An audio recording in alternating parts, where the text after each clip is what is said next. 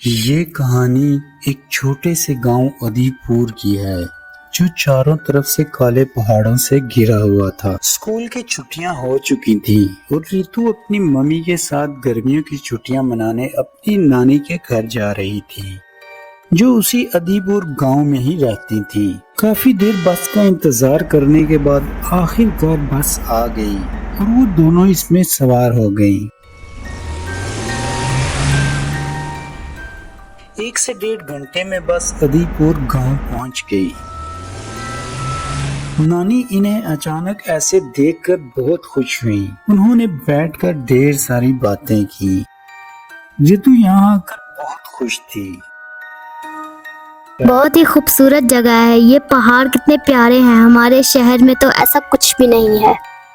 नानी का घर बहुत बड़ा और बहुत ज्यादा पुराने वक्तों का था। उसके बिल्कुल पीछे एक कब्रिस्तान था। वो कब्रिस्तान भी शायद उतना ही पुराना था जितना कि ये घर। रितु के कमरे की खिड़की इसी कब्रिस्तान में ही खुलती थी। रात खाने के बाद रितु अपने कमरे में सोने के लिए आ जाती है और ताज़ा हवा के लिए खिड़की के पास खड़ी हो जाती है। रात के वक्त कब्रिस्तान में अंधेरा और गहरा सन्नाटा था। दूर कहीं से कुत्तों के भौंकने की आवाजें आ रही थी। रितु खिड़की खुली छोड़कर अपने बेड पर आकर लेट जाती है और फिर उसकी आंख लग जाती है। अब रात के 2 बज रहे थे। बाहर कब्रिस्तान में उसी तरह ही सन्नाटा छाया हुआ था। अचानक खिड़की के पास से एक साया गुजरता है जो कि खिड़की से रितु को सोया हुआ देख लेता है और फिर वहां से वो गायब हो जाता है। रितु इन सब बातों से बेखबर सोई रहती है। समय गुजरता है। अब रात के 4 बज रहे थे।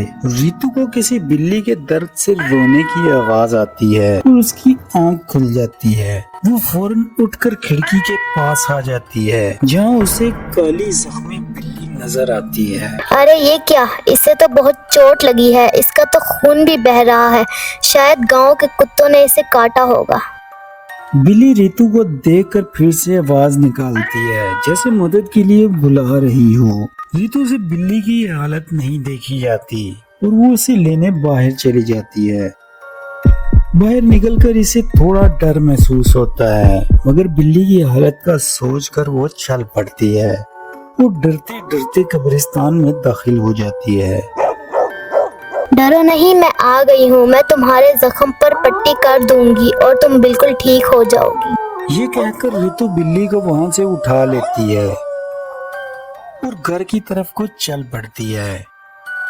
घर आकर रितु इसके जख्म पर पट्टी लगाती है और फिर इसे कमरे की एक साइड पर बिठा देती है और खुद सोने के लिए लेट जाती है। कुछ ही समय में रितु सो जाती है। बिल्ली उसी जगह बैठी मुसलसल रितु को देखती रहती है। फिर आहिस्ता आहिस्ता बिल्ली की आंखों में खून उतरना शुरू हो जाता है और फिर अचानक से वो खौफनाक चुड़ैल में तब्दील हो जाती है। वो कुछ देर रितु के पास खड़ी रहती है और फिर उसके शरीर में दाखिल हो जाती है। रात गुजरती है और सुबह रितु की मम्मी उसके लिए नाश्ता लेकर कमरे में आती हैं। रितु बेटा, मैं तुम्हारे लिए बहुत बढ़िया नाश्ता बना कर लाई हूँ। चलो जल्दी से मुँह हाथ धोकर नाश्ता कर लो। मगर अब रितु पहले वाली रितु नहीं रही थी। वो अचानक से चिल्लाती है, बुढ़िया, ये खाना लेकर यहाँ से दफा हो जा और मुझे अकेला छोड़ दे। रितु की मम्मी को कुछ समझ नहीं आता और वो रितु की तरफ जैसे ही बढ़ती हैं, वो चुड़ैल उन्हें हवा में लटका देती है। रितु की मम्मी जोर जोर से चिल्लाती हैं। ये शोर सुनकर नानी वहाँ आ जाती हैं। इन्हें देखकर चुड़ैल जैसे ही रितु की मम्मी को छोड़ती है, नानी फौरन रितु की मम्मी को लेकर बाहर आ जाती हैं और दरवाजा बंद कर देती हैं। माँ, क्या हुआ रितु को? उसके शरीर पर किसी बुरी आत्मा ने कब्जा कर लिया है। मगर ये कैसे हो सकता है? तांत्रिक बाबा ने पूरे गांव को अपने मंत्र से सुरक्षित किया था। वो घर के अंदर दाखिल कैसे हुई? वो फौरन फोन उठाती हैं और तांत्रिक को कॉल करके सारा किस्सा सुनाती हैं।